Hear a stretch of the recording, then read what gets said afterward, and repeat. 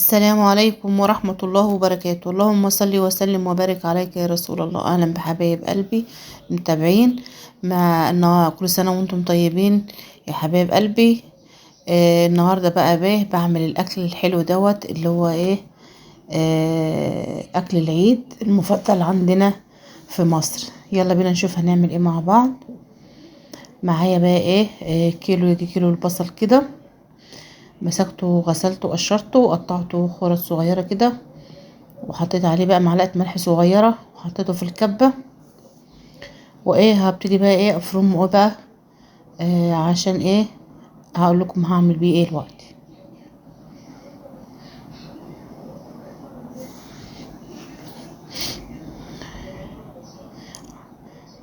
اجيب بقى الاسبتة بقى انضف الحروف البصل كده بتاعت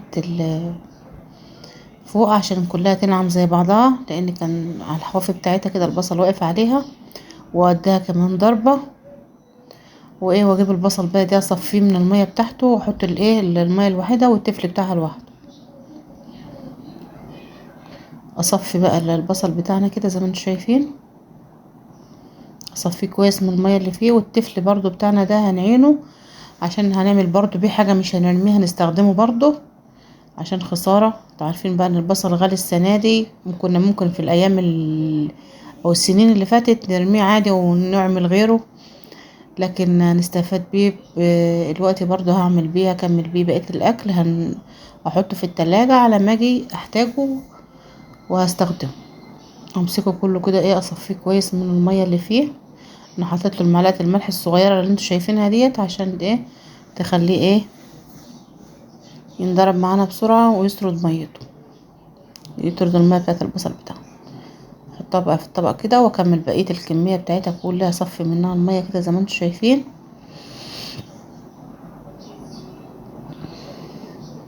خلصت الكميه كلها، هي صفيت منها الا الميه الوحيده، والبصل هعينه في التلاجة وهرجع معاكم هشوف هنكمل هنعمل ايه مع بعض. اجيب بقى معلقه ملح زي ما انتوا شايفين كده على حد حدوقة اللحمة ديت. الملح ده انا بعمله عشان هتبل بيه لحمتنا، ومعلقة فلفل صغيرة كده زي ما انتم شايفين. وهنجيب بقية البهارات بتاعتنا.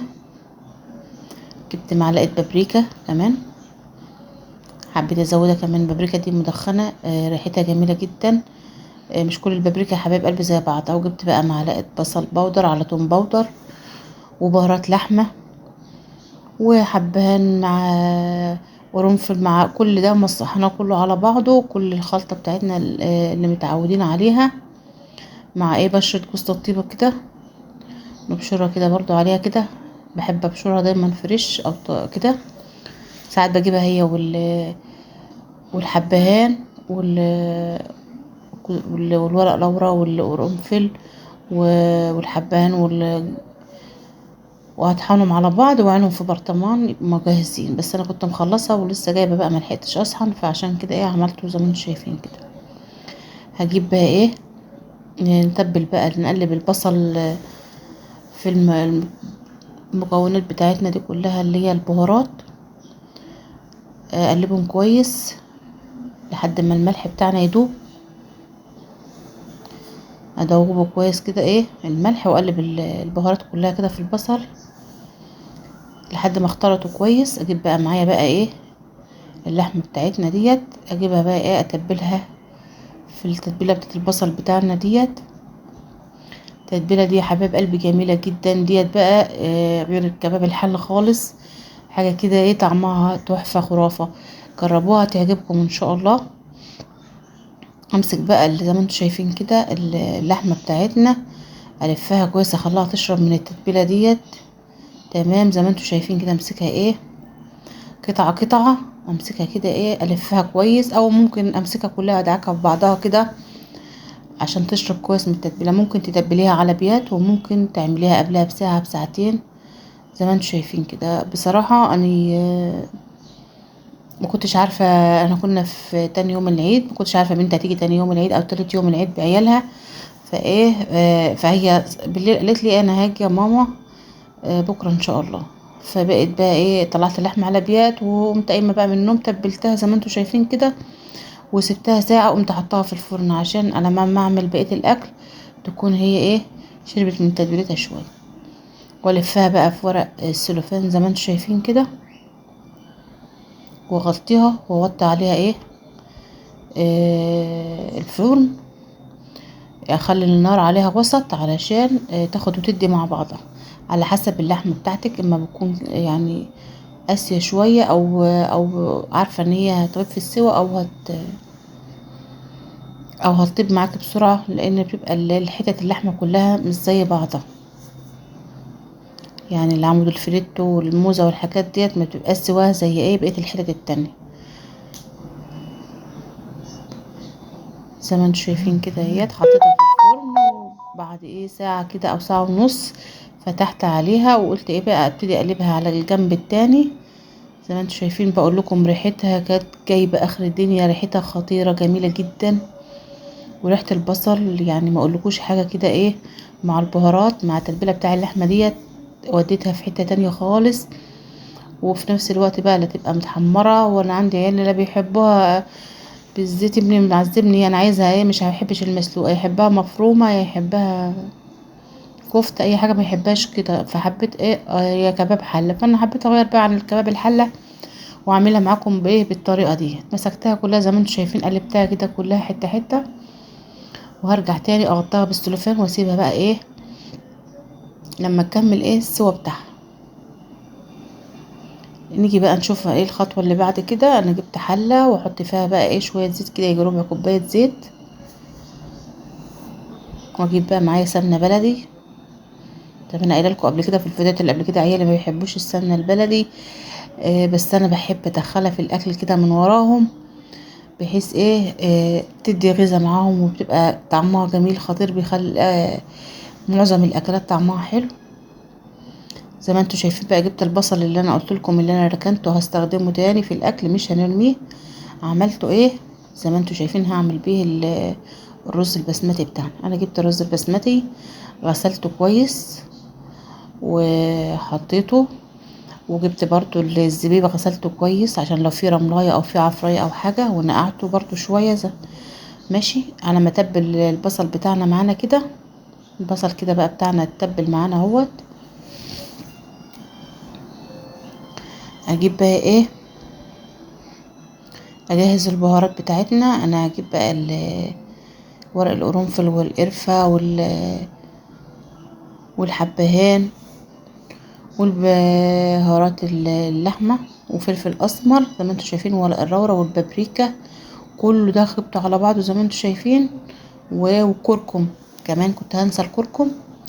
الكركم برضه اهوت جبت كركم معلقه كركم عشان ايه تخلي الرز بتاعنا اصفر، عيالي بيحبوا لونه يبقى اصفر.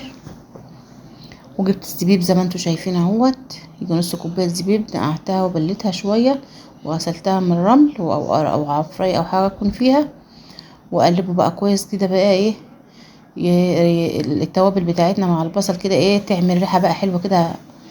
ونجيب بقى ايه جبت بقى ايه نسيت اقول لكم في اول الفيديو، ما انا كان عندي بقى ايه حتتين دهن كده، قلت انا عايزه اعمل شوربه عشان اعمل الرز، وقمت عليهم حاطه عليهم حتتين لحمه، وقمت عامله منهم الايه الشوربه اللي انتوا شفتوها ديت عشان ازود منها الطبيخ وازود منها الرز.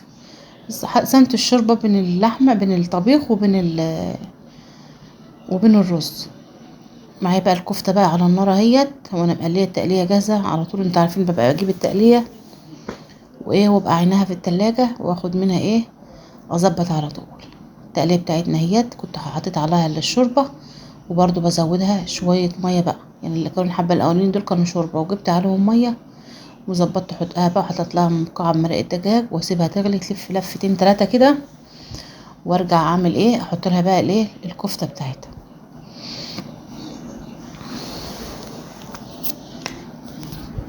على ما الطبيخ بتاعنا اشوف حدقه بقى مظبوط ولا لا عشان ازوده واظبطه، وعلى ما الكفته بتاعتنا تخلص تحمير تكون ايه التقليه بتاعتنا ايه غلت لها غلوتين 3 كده، عشان ايه الحضحضه اللي بتبقى في الطبيخ في التقليه تطلع من الطبيخ. زي ما انتوا شايفين كده ايه كفته بتحمر اهيت. اشوف بقى ايه ميه الرز بتاعتنا غلت، اجيب الرز بتاعنا بقى ايه اسقطه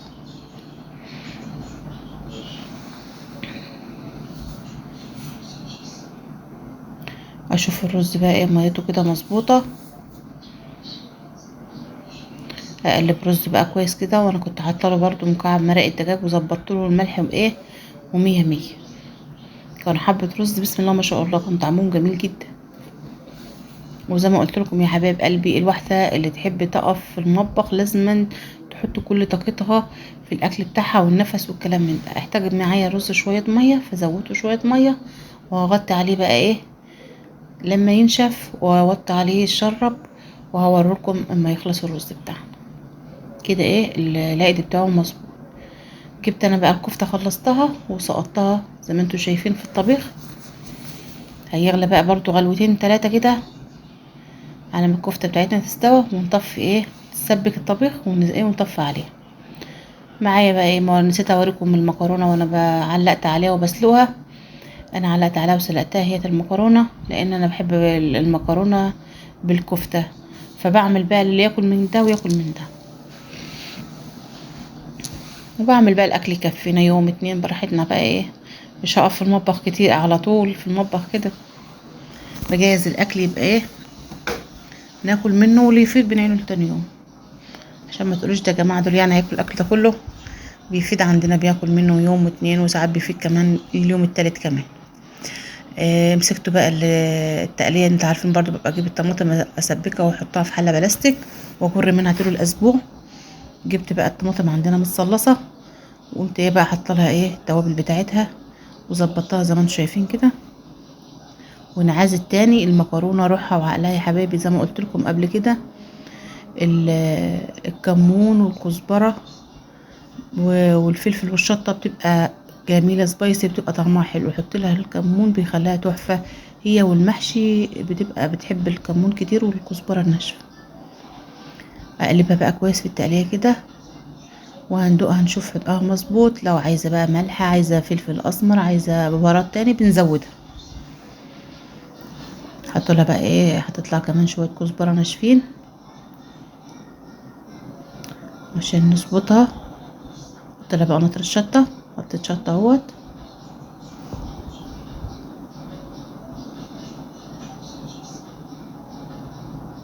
حط لها بقى شويه ملح، لقيتها عادبه حطيت لها شويه ملح.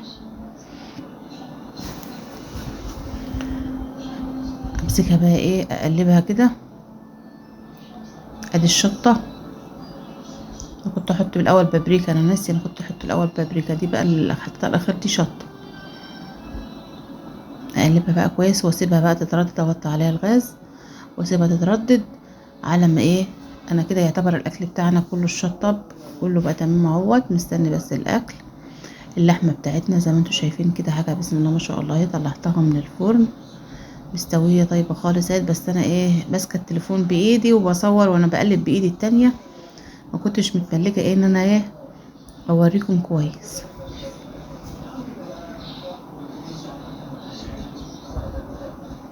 اللحمه بتاعتنا بوريها لكم طيبه خالص اهي، دايبه دوبه اهيت بقى، وريحه وطعم ما اقولكوش حاجه كده بسم الله ما شاء الله. والكفته بتاعتنا برضو اهي اتسبكت وبقت تمام واستوت. والرز بتاعنا استوى والمكرونه بتاعتنا اترددت اهي. المكرونه اترددت اهي وبقت كويسه. المطبخ بتاعنا حر نار جامد، البوتاجاز بقى كل العيون والعه. فالواحد ايه المكرونه بتاعتنا اترددت والرز بتاعنا كمان اتردد اهوت واستوى. حاجه كده بسم الله ما شاء الله زي ما انتم شايفين. طعمه جميل جدا واللون بتاعه كمان تحفه مع حبه الزبيب زي ما انتم شايفين كده. يعني ايه ما تنسوش بقى يا حبايب قلب تدوسوا لايك وتدعموني على الله يكون الفيديو عجبكم. ومع الف سلامه، والسلام عليكم ورحمه الله وبركاته.